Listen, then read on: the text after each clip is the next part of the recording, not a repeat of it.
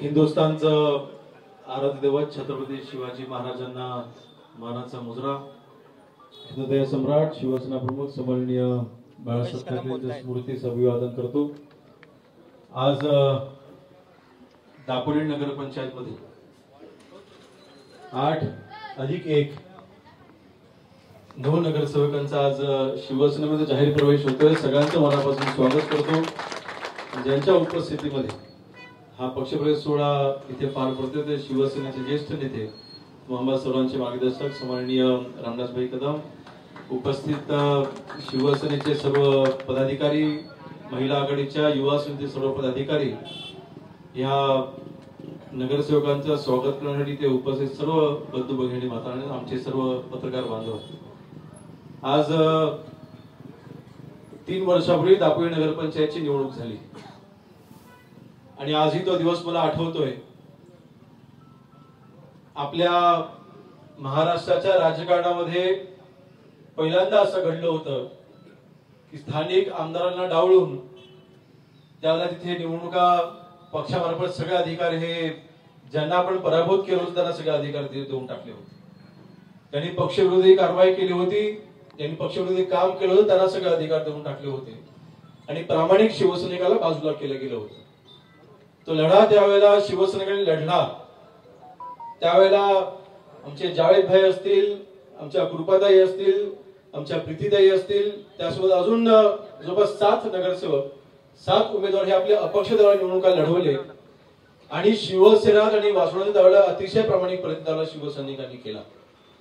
आणि आज नक्कीच त्या दिवसाची उणीव माझ्या मनामध्ये गेले 3 वर्षापासूनची होती, कारण सत्ता 100% शिवसेनेची येत होती, महायुती सत्ता त्यावेळेला येत होती, पण त्यावेळेला तत्कालीन पक्षप्रमुखांनी जो निर्णय दिला, मला त्या खोलात आत जायचे नाही, सगळा इतिहास आपल्या सर्वांना माहिती आहे, परंतु आज नक्कीच मनामध्ये समाधान आहे की त्यावेळेला शिवसैनिकांच्या संघर्षाला आज यश आलंय।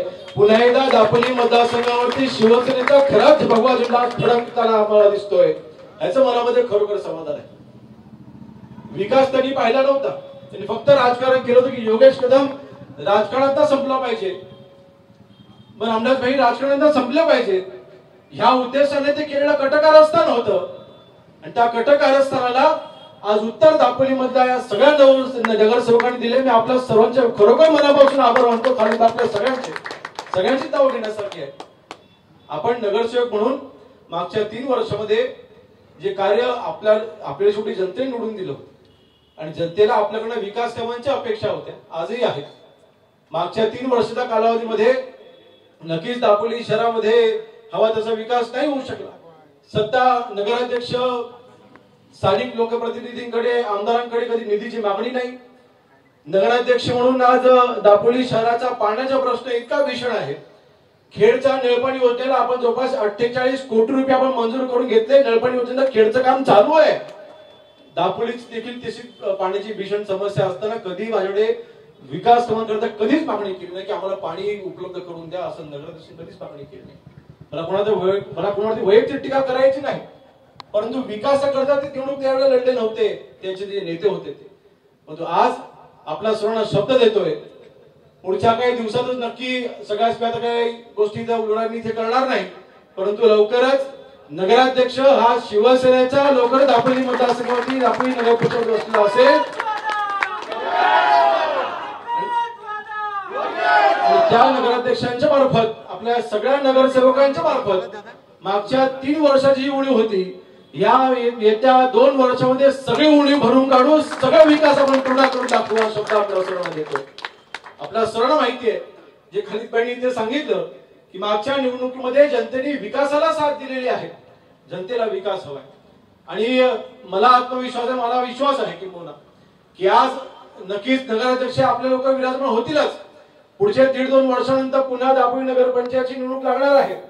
मला वाटतं पुढच्या नगरपंचायतच्या निवडणुकीचा निकाल देखील आजच जाहीर करायला काही हरकत नाही। आता जे काही आपण सगळे विरोधक होतो, सगळे आता आपण एकत्र आलेलो आहोत आणि म्हणून मला वाटतं सगळ्या शिवसैनिकांनी आता आपण हातात हात घालून काम करूया, आपली संघटना अजून मजबूत करूया, शिवसेना अजून मजबूत करूया आणि दापोली शहराचा विकास करूया। जसं बघाची खालीदभाई म्हटले 2016 जेव्हा मी सक्रिय झालो होतो तेव्हा नादरीभाई आणि खालीदभाई दोघेही धनुष्यबाणावरचे असलेले नगरसेवक होते, ते शिवसेनेमध्येच होते, शिवसैनिकच होते आणि म्हणून त्यांची घर वापसी झालेली असते आणि मगाशी उल्लेख केला जो काही चुकीचा नाही.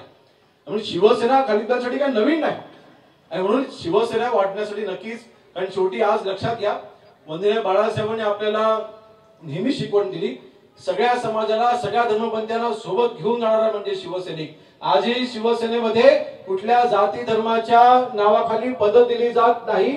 शिवसैनिक जो प्रामाणिक काम करतो त्याला पद दिली जातात. ही आजच्या महाराष्ट्र देशामध्ये एकच असा पक्ष आहे आणि म्हणून मला वाटतं आपण सर्वांनी एकत्र येऊन आपल्या दापोली शहराचा विकास करूया आणि या विकास करण्याकरता आपण सर्वांनी आज माझे हात पक्षाचे हात मजबूत करण्याकरता आज आपण सर्व शिवसेनेमध्ये सामील झालात. आपल्या सर्वांचं मनापासून स्वागत करतो आणि अनूरभाई काही चिंतेचं कारण नाही. शिवन सर आपण सर्वांनी शेवटी आपल्या वॉर्डामध्ये आपण विकास तर करायचाच आहे आणि आता आपण हातात हात धरून आपण सर्वांनी काम करू. जावेदभाई पप्पू असेल, आमचे उपजिल्हा प्रमुख असतील, तालुका प्रमुख असतील, प्रतिनिधी असतील, शहरामध्ये आमचे सगळे पदाधिकारी जिल्हा प्रमुख पासून सगळ्यांचं मी आज मनापासून अभिनंदन करतो. हा पुढाकार हा सगळ्यांनी एकत्र मिळून घेतला त्याबद्दल देखील सगळ्यांचं मनापासून अभिनंदन करतो, सगळ्या शिवसैनिकांचं अभिनंदन करतो. आणि एक मात्र नक्कीच सांगतो की आपण माझ्या मनामध्ये एक गोष्ट लक्षात ठेवा की आपण सर्व शिवसैनिकांनी केलेला संघर्ष मी माझ्या आयुष्यात कधी विसरू शकत नाही. माझ्या पडत्या काळामध्ये आपण मला साथ दिलेली आहे ते मी आयुष्यामध्ये कधी विसरू शकत नाही, कधी विसरणार नाही. पण आपण आता हात धरून आपल्या दापोली शहराचा विकास करू. शेवटी आपला मूळ उद्देश हा विकास आहे, तो विकास साधूया एवढीच फक्त विनंती करतो आणि अधिक वेळ न घेता इथेच थांबतो. जय हिंद, जय भीम, जय महाराष्ट्र.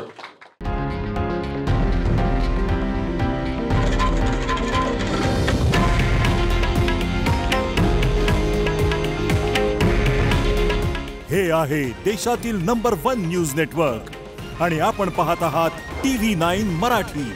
काळजी तुमची, हित महाराष्ट्राचं.